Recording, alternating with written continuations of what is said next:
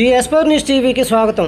80వ స్వాతంత్ర దినోత్సవ సందర్భాల్లో భాగంగా ప్రముఖ న్యాయవాది టీజేజీ శ్రీనివాసరావు 72వ జన్మదినం సందర్భంగా లెఫ్ట్ ఇండియా ఇంటర్నేషనల్ సంస్థ అరండల్పేట 4వ లైను 6వ రోడ్డు మెయిన్ ఆఫీస్ నందు 116 మంది మాజీ సైనికులను మరియు ప్రముఖ స్వాతంత్ర సమరయోధులను ఘనంగా సన్మానించారు.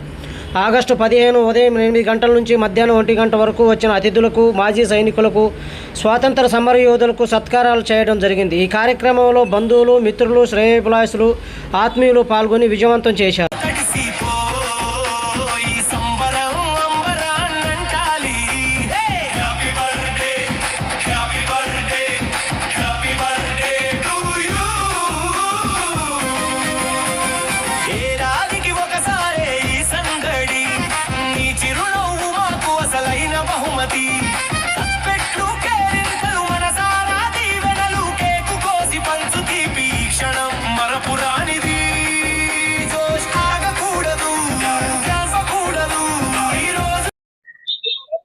యావత్ ఆంధ్ర రాష్ట్ర తెలుగు ప్రజలకి, తెలుగు మాట్లాడే విదేశంలో ఉన్న ఎన్ఆర్ఐస్ కి ఈరోజు దేశవ్యాప్తంగా భారతదేశంలో ఇండిపెండెన్స్ డే 80వ సంవత్సరం అతివైభవంగా జరుపుకుంటున్నారు. ఈ సంవత్సరం 80 ఏళ్ళు అయింది మనకు స్వతంత్రం వచ్చి. ఆ సందర్భంగా స్వతంత్రం కోసం పోరాడిన వాళ్ళు, అదేవిధంగా ఈ యొక్క సైనికులు దేశ సమగ్రత కొరకు, దేశం యొక్క భద్రత కొరకు, దేశం ప్రజల కొరకు పాటుపడి యుద్ధాల్లో పాల్గొన్న వాళ్ళు అనేక మందిని మరి ఇక్కడ మేము పిలవడం జరిగింది.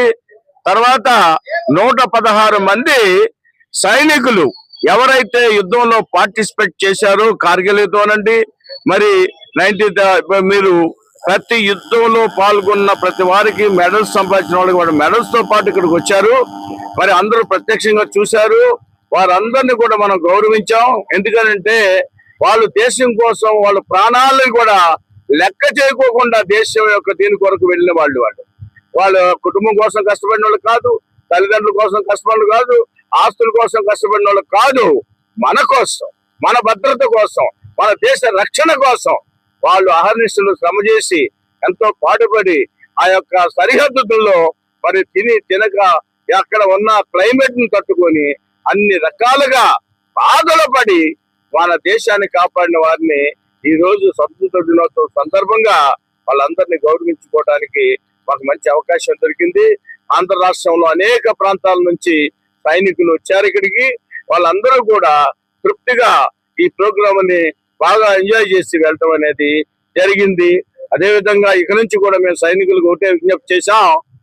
సైనికులు దేశాన్ని ఎలా అయితే రక్షించడానికి ప్రయత్నం చేశారో, దేశంలో ఇప్పుడు ఉన్న పరిస్థితులు భిన్నంగా ఉన్నాయి.